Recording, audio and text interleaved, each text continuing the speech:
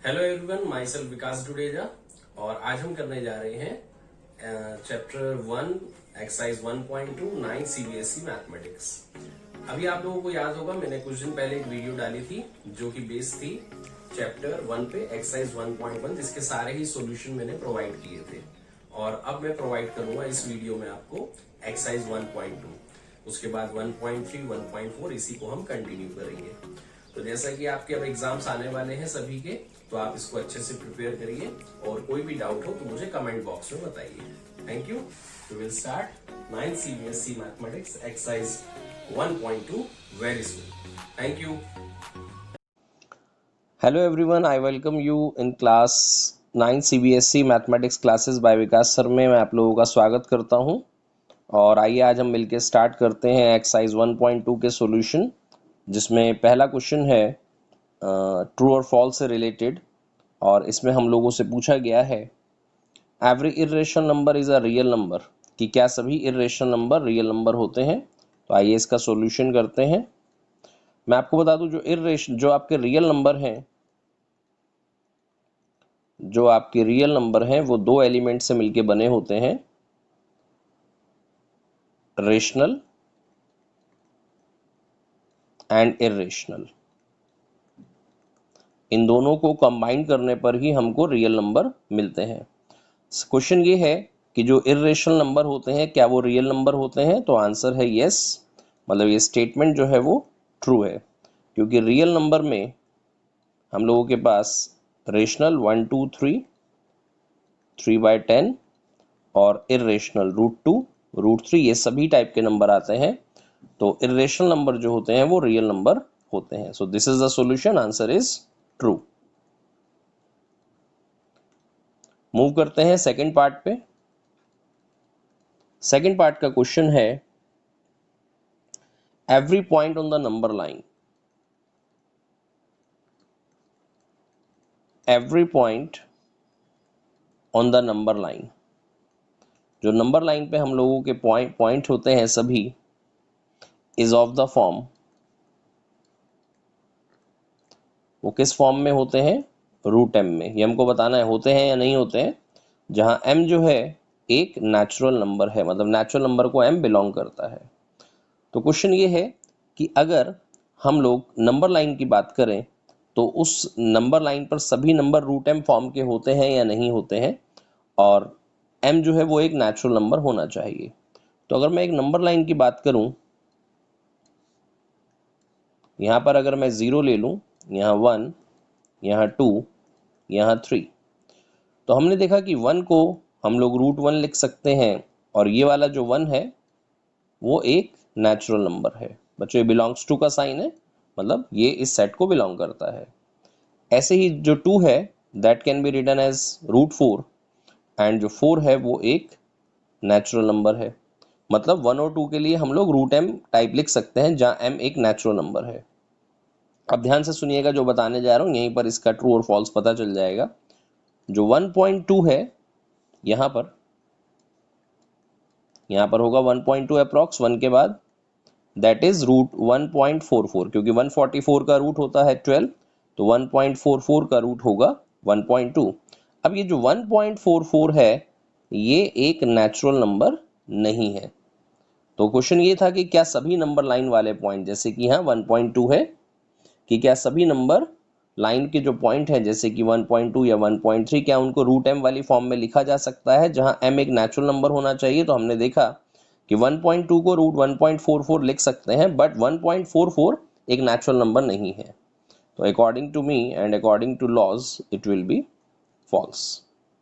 So this is our second part. Now we are moving towards the third part. Third part में है every real number is an irrational number, every real number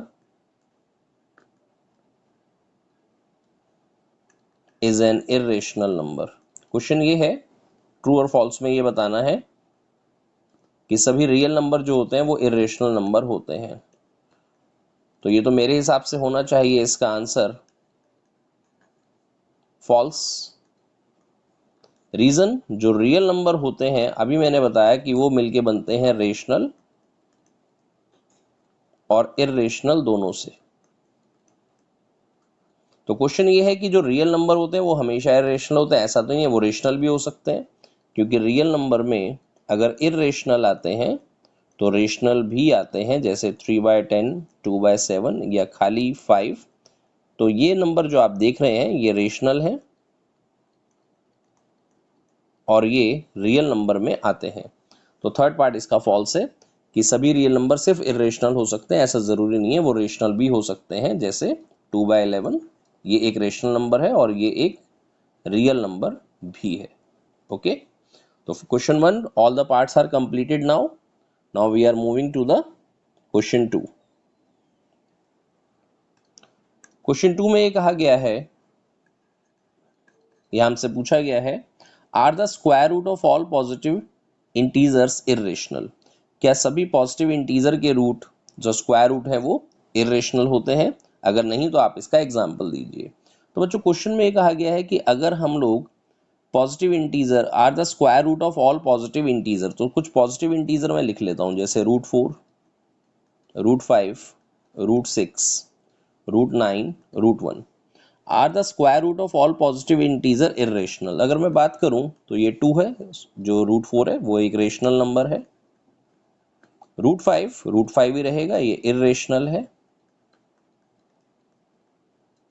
again √6 रहेगा, irrational है। This is 3 and this is 1। तो question ये था कि सभी positive integers के जो स्क्वायर रूट होते हैं वो हमेशा इरेशनल होते हैं, लेकिन ऐसा नहीं है। आप देख सकते हैं कि 4x हमारा पॉजिटिव इंटीजर है और इसका जो स्क्वायर रूट है वो रेशनल है, जबकि ये कह रहा है क्वेश्चन में कि ये इरेशनल होते हैं सभी। तो इसका मतलब ये स्टेटमेंट सही नहीं है, तो हमारा आंसर होगा नो। और उसने जो एग्जाम्पल पूछा है हमसे, तो पॉजिटिव इंटीजर 4 का जो रूट है वो 2 है, जो कि एक रेशनल नंबर है। तो ये क्वेश्चन भी यहाँ कंप्लीट हो जाता है। आइए मूव करते हैं क्वेश्चन नंबर 3 पे। And this is the last question of this exercise. अगली वीडियो में आपको 1.3 के सॉल्यूशन मिलेंगे। इस क्वेश्चन में हमें √5 को नंबर लाइन पे रिप्रेजेंट करने के लिए कहा गया है। अब देखिए √5 को मैं कैसे ब्रेक कर सकता हूँ। √5 को मैं लिख सकता हूँ 2 + 3 या फिर 1 + 4। तो आई चूज 1 + 4। दोनों में से मैं 1 + 4 को चूज करता हूँ। क्यों करता हूँ यह भी आपको पता चलेगा।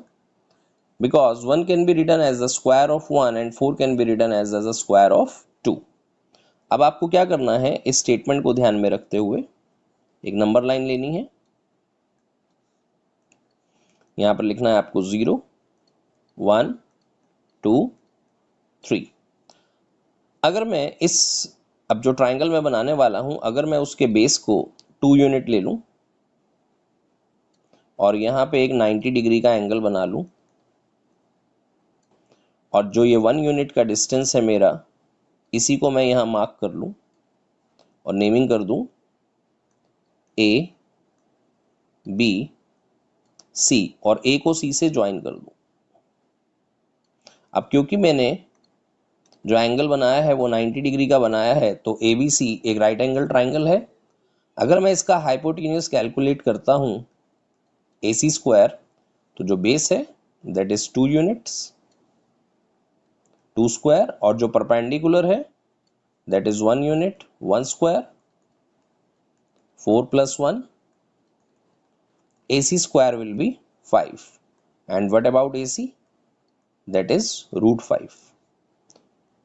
तो आपका ये जो AC वाला पार्ट है ये √5 होगा। तो ये आपका आंसर हो गया, लेकिन नंबर लाइन पे शो करना है तो कंपास को यहाँ रखिए, यहाँ तक ओपन करिए और उस कंपास को इस तरीके से मूव कर दीजिए। इस पॉइंट को M ले लीजिए। तो आपका जो फाइनल आंसर होगा AM will be √5 and that is the final answer. तो बच्चों यहाँ पर ये एक्सरसाइज कंप्लीट हो जाती है। होपफुली आपको समझ में आ गई होगी। कोई भी कॉन्सेप्ट अगर ना क्लियर हुआ हो तो कमेंट बॉक्स में बताइए, I will solve this for you again.